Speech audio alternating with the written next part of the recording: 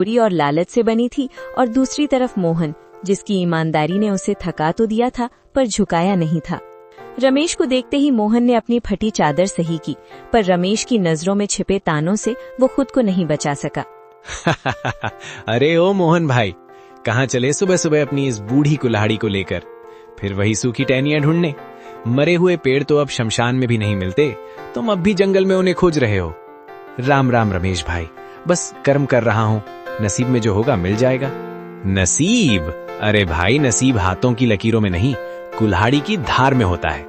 देखो मेरी गाड़ी ताजी लकड़ियों से लदी है, शहर पहुंचते ही गड्डियां हाथ में होंगी, और तुम्हारी हड्डियों की गिनती दूर से हो रही है। सुना है कल मंडी से खाली हाथ लौटे थे, बच्चों ने कल भी पानी पीकर रात काटी होगी। मोहन, आंखों में हल्की नमी पर आवाज में सख्ती। मेरे बच्चे क्या खाकर सोए, ये मेरी और मेरे रब की बात है रमेश, पर कम से कम उन्हें ये तो पता है कि उनका बाप किसी के हक की लकड़ी काट कर घर नहीं लाता। रात को जब मैं सोता हूँ तो मुझे परिंदों के उजड़े घोंसलों की चीखें सुनाई नहीं देती। रमेश ताने मारते हुए। आदर्शों से पेट नहीं भरता मोहन, ये जो तुम ईमान ईमान की माला जपते हो ना, इसी ने तुम्हें इस हाल में पहुंचाया है। तुम्हारी विमला बेचारी फटी साड़ी सिल सिल कर थक गई है, और तुम यहाँ जंगलों में भूत बनकर घूम रहे हो। लोग तुम्हें ईमानदार नहीं, मूर्ख कहते हैं। थोड़ा दिमाग चलाओ, मेरी तरह हरे पेड़ काटो, 2 दिन में घर की छत बदल जाएगी। वरना याद रखना, भूखे पेट वाले की शराफत को दुनिया कायरता कहती है। शायद तुम सही कहते हो रमेश, दुनिया के लिए मैं मूर्ख हूँ, पर जिस दिन मैं अपनी भूख मिटाने के लिए हरे पेड़ काटने लगा, उस दिन मुझ में और तुम में क्या फर्क रह जाएगा? तुम्हारी तिजोरी भर रही है, पर तुम्हारी रूह खाली होती जा रही है। मेरी कुल्हाड़ी सिर्फ लकड़ी काटती है, किसी की दुआएं या किसी जीव का घर नहीं। तू अपनी गड्डियां गिन, मैं अपना सुकून ढूंढता हूँ। जाओ जाओ, ये सुकून तुम्हें ले डूबेगा। शाम को जब खाली हाथ लौटोगे और नन्नू को रोते देखोगे, तब पूछना अपने इस सुकून से कि उसकी कीमत क्या है। फकीर ही रहोगे तुम मोहन, फकीर ही मरोगे।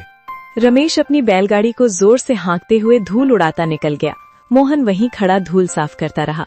उसकी आंखों में आंसू थे, पर दिल में एक अजीब सा संकल्प। उसने अपनी कुल्हाड़ी मजबूती से पकड़ी और उस घने जंगल की ओर कदम बढ़ा गए, जहां आज उसकी परीक्षा होने वाली थी। सूरज अभी ठीक से उगा भी नहीं था कि मोहन की कुल्हाड़ी की ठक ठक जंगल की सन्नाटे को चीरने लगी। शरीर में जान नहीं थी।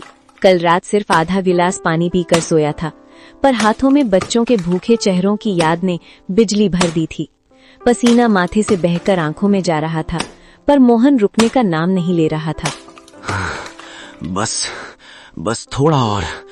आज अगर ये गट्ठर बड़ा होगा तो शहर की मंडी में अच्छे दाम मिलेंगे। नन्नू के लिए आज सूजी ले जाऊंगा। बेचारा बच्चा कल रात रोते रोते सोया है, और दीपू की चप्पलें भी तो टूट गई हैं। हे भगवान, बस आज ही लकड़ियां बिक जाएं और कुछ नहीं चाहिए।